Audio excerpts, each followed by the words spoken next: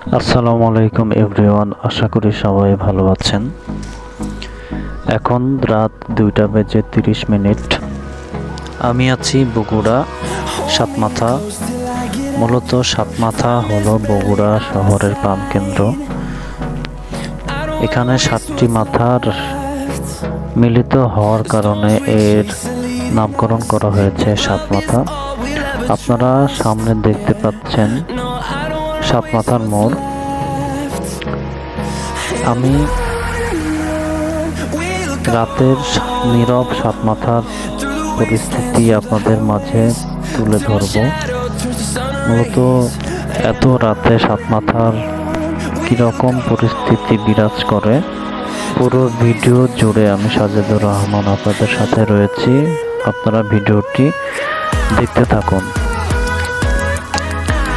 সাতমাথা মোড়টি শহরের মধ্যে হওয়ায় এখানে রাতে অনেক দ্রুতগামী বাস এসে থামে, যার কারণে এইসব সিএনজি অটোরিকশা, যে সমস্ত যাত্রীগণ দূর দূরান্ত থেকে এসে নামেন তাদের জন্য খুব উপকারী হয়।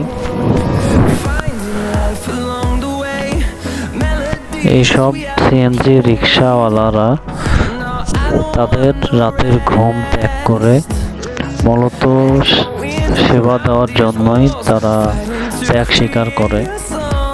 তো আমি তাদেরকে অন্তরস্থল থেকে জানাই অনেক শুভেচ্ছা, অনেক ভালোবাসা, যারা তাদের এত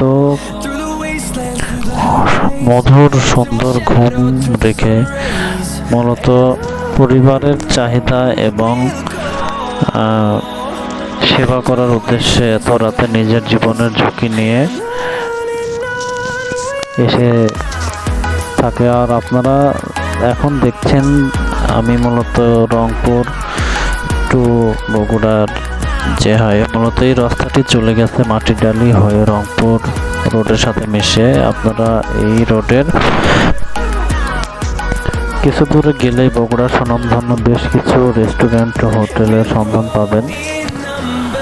আর এই পাশে যে মার্কেটটি আপনারা দেখছেন, এটি সপ্তপতি মার্কেট, বগুড়ার খুব জনপ্রিয় মার্কেট। এই মার্কেট মূলত মোবাইল ফোন অ্যাক্সেসরিজের জন্য জনপ্রিয়। এখানে আপনারা মোবাইলের সকল ধরনের প্রোডাক্ট পাবেন এবং খুব ভালো টেকনিশিয়ান পাবেন। এত রাতে সব দোকানপাটই বন্ধ। দেখছেন এখানে বেশ কিছু ভ্রাম্যমান দোকান রয়েছে, যেখান থেকে আপনারা সাতমাথায় নেমে চা এবং হালকা নাস্তা করে নিতে পারেন। এদেরকেও জানাই মনের অন্তরস্থল থেকে ধন্যবাদ। এখান থেকে আপনারা হালকা নাস্তা করে নিতে পারেন। এই পাশে দেখছেন কিছু ফলমূলের দোকান। এই দোকানগুলো সারা রাতই খোলা থাকে। আপনারা চাইলে রাতে যখন নামবেন এখান থেকে ফলমূলও কিনে নিতে পারেন।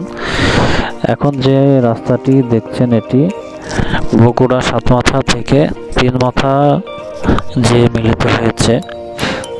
এই রোড হয়ে বগুড়ার সুনামধন্য কলেজ আজিজুল হক কলেজ অবস্থিত, বগুড়া সেন্ট্রাল মসজিদ অবস্থিত, সামনে হকার্স মার্কেট এবং বিআরটিএ মার্কেট অবস্থিত এই রোডের পাশেই রয়েছে।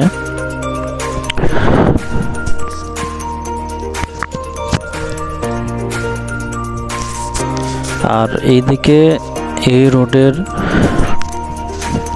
বাম পাশে রয়েছে বেশ কিছু দইয়ের দোকান। এখানে অল্প রেটের মধ্যে আপনারা রফাতের দই নিতে পারেন। আদি, মহরম আলী এবং আকবরিয়া, শেরপুর দই ঘরও রয়েছে। এখান থেকে যারা বগুড়ার দই নিতে চান আপনারা নিতে পারেন। আর এখানে রয়েছে শাহফতে আলী গাড়ির টিকিট কাউন্টার। আপনারা এখান থেকে টিকিট কেটে বাসে উঠতে পারেন। দেখুন ভিউয়ার্স, এখন আপনারা যে রোডটি দেখছেন এই রোডটি মূলত সাতমাথা থেকে বনানী রোড, বগুড়া বনানী। এটি সাতমাথা হয়ে ঢাকা টু বগুড়া রোডের সাথে মিলিত হয়েছে। এই রোড ঘিরে রয়েছে বগুড়ার গুরুত্বপূর্ণ স্থাপনা সমূহ। আর এই পাশে আমি এখন যে রোডটি দেখাচ্ছি মূলত এটি সাতমাথা হয়ে আপনারা এই রোডটি হয়ে যেতে পারবেন জজ কোর্ট, ম্যাজিস্ট্রেট কোর্ট এবং পুলিশ সুপারের কার্যালয়, ডিসি মাননীয় ডিসি মহোদয়ের কার্যালয়। আর এই রোড হয়ে আপনারা যেতে পারবেন রানা প্লাজা, জলেশ্বরী তলা এলাকায় রয়েছে অনেক সুন্দর সুন্দর শোরুম, যেসব শোরুম থেকে আপনারা খুব সুন্দর মানের, উন্নত মানের পোশাক নিতে পারেন। আর এই পাশে রয়েছে মুজিব মুক্ত মঞ্চ এবং এই যে রোড, এই দিক দিয়ে আপনারা নিউ মার্কেট যেতে পারবেন। তো রাত্রিবেলা খুব যানজটপূর্ণ বগুড়া থাকে নীরব শান্ত। দেখছেন রাস্তায় কোনো, এখানে দুই ভাইকে দেখছেন তারা কত শান্তিতে ঘুমিয়ে আছে।